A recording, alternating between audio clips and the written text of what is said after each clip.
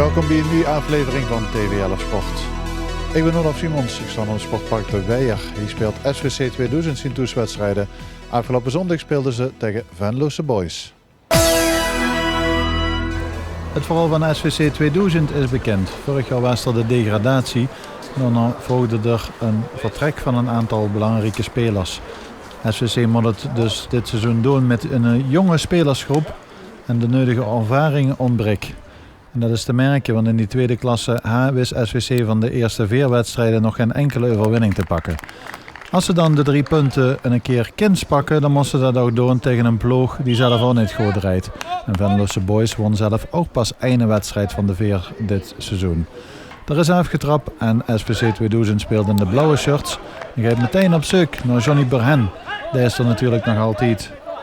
De spits van SVC 2000 zal voor de doelpunten moeten zorgen. 33 jaar, de routinier van deze ploeg.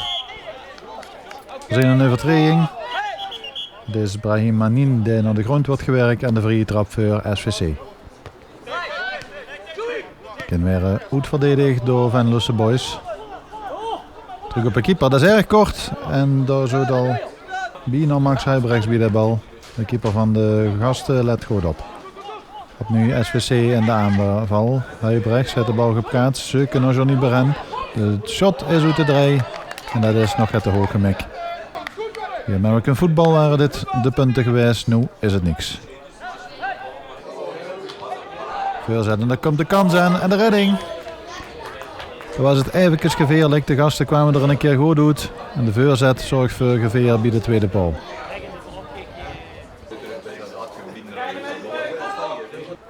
Opnieuw de boys in de aanval. Kwam mooi voor de voorzet. Raakt ze hem vol op de sloef, dan vliegt er zomaar in. Nu is het nog net in zijn corner.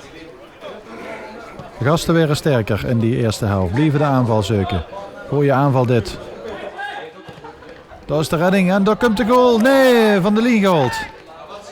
De speler van Venlose Boys kreeg de bal op haar hak. En dat leek zomaar weer de tweede paal erin te gaan. Uiteindelijk kan er nog op het laatste moment verdedigd worden. We zijn een overtreding en een vrije trap gegeven voor de Venlose Boys. Bal moet dalen. Bal gaat net over. Recht door het midden. De keeper van SVC zit er goed bij. Het handje van de keeper is net genoeg. Maar SVC blijft in balbezit. Misschien ook nog het shot. En dat is de redding. Shot was van Jeffrey Cox. In de tweede helft dan zijn we de boys in de aanval al meteen vanaf de aftrap. En dan moet al gelijk de eerste redding volgen van de keeper van SVC. Mooie diepe bal, daar is de kans. En de redding van de keeper. Daar was Paul Simons even onder de aandacht van zijn verdedigers ontsnapt. Dat hij de openingstreffer zomaar kunnen zijn.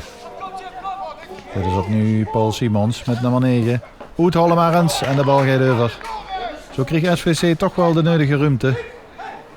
Echte uitgespeelde kansen zijn het misschien niet, maar hij hoeft er maar 1 keer in te gaan natuurlijk. Daar ligt de ruimte aan de linkerkant. Daar komt de kans aan. Het shot en dat gaat binnen. Het is 1-0 voor de gasten van Venlose Boys. Ze komen toch wel redelijk naar verhouding op voorsprong. Het doelpunt zout er in de eerste helft al een paar keer aan te komen. En nu is het dan wel raak. Jeffrey Beumers heeft een 0-1 gescoord. En de boys staan op voorsprong. En SVC staat opnieuw dit seizoen tegen een achterstand aan te kijken. Lange bal maar eens. Niet metgenomen door Burhen, maar ook afgevlakt vanwege boetespel.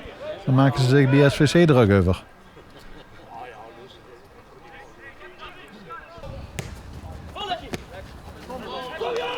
Dit is weer een slordigheidje achterin bij SVC. SVC komt geen moment in de wedstrijd nu in die tweede helft, na die 0-1. Dan moet de goal komen, dat is de 2-0. Nee, de redding. SVC zal ook een angelveetje moeten tappen, wil het hier nog de gelijkmaker gaan scoren. Op dit moment zijn de boys sterk en is het wachten op de 0-2. Nu dan, op de lat. En zolang de gasten de bal er niet inschuppen, is er natuurlijk nog een kans op een gelijkmaker. Maar het zijn opnieuw de gasten uit Venlo in de aanval. Afleggen, nou zit er maar binnen. Dat is heel zwak afgewerkt. Dat moet de Venlose Boys beter gaan doen. Ook al is er nog maar een paar minuten te spelen. Slordig, balverlies. Dat Jerry Sluter. En hij schiet hem zomaar binnen. Vlak voor tijd is dat de beslissing in de wedstrijd. Venlose Boys op 0-2. Jerry Sluter is de doelpuntenmaker. Het lukt de SVC voor 2 weken op rij om terug te komen in de wedstrijd en nog de gelijkmaker te scoren. Maar dat gaat vandaag niet lukken. Ze lopen tegen de derde nederlaag op dit seizoen. En als we dan wachten op het eindsignaal, dan scoort Venlose Boys ook nog een derde treffer. Dat is alleen al belangrijk voor de statistieken. Jeffrey Beumers heeft zijn tweede treffer van de wedstrijd gemaakt. SVC 2000 verlies van Venlose Boys 0-3 en de zorgen in Neel zijn voorlopig nog niet voorbij.